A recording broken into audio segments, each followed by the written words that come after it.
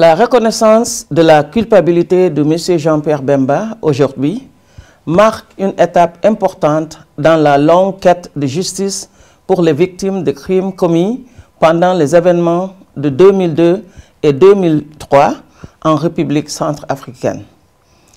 Depuis l'ouverture de ce procès, notre détermination est restée sans faille et notre objectif clair. Notre but, établir la vérité par les enquêtes et des poursuites indépendantes et impartiales et traduire en justice les principaux responsables de crimes graves, notamment les crimes sexuels et à caractère sexiste commis contre la population civile de ce pays. Nous y sommes parvenus. Cette décision résulte de l'examen par des juges internationaux de la Cour de l'ensemble des éléments de preuve présentés à charge et à décharge et du point de vue des victimes représentées à la procédure. À l'issue d'une procédure judiciaire impartiale, les juges ont confirmé que les crimes en cause avaient été perpétrés et déclaré M. Bemba coupable au-delà de tout doute raisonnable.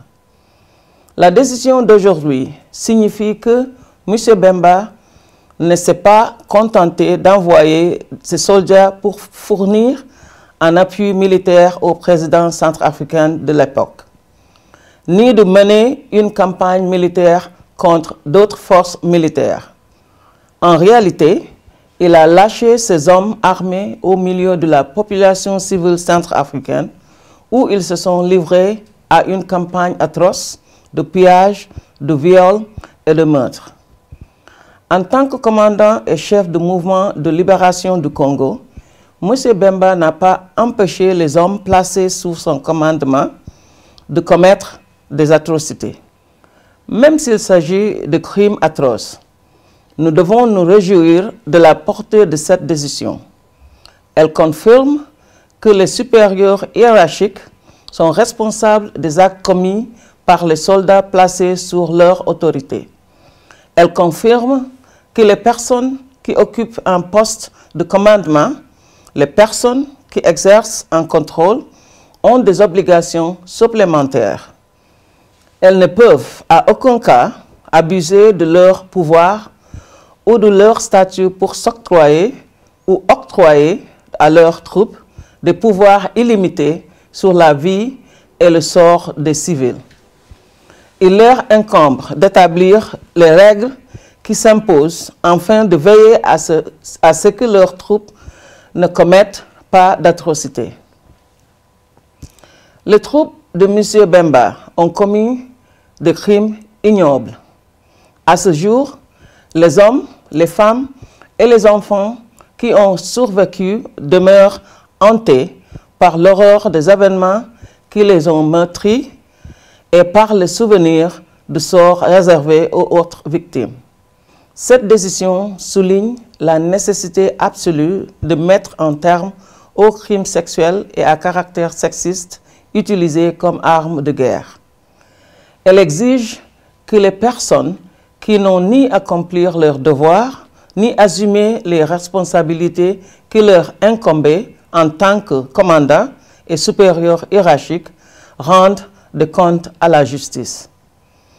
La campagne de terreur, de viol et de violence perpétrée par l'armée de M. Bemba a été menée à grande échelle et a visé un grand nombre de civils. Elle a eu des répercussions dramatiques et a fait de nombreuses victimes. La justice joue un rôle majeur.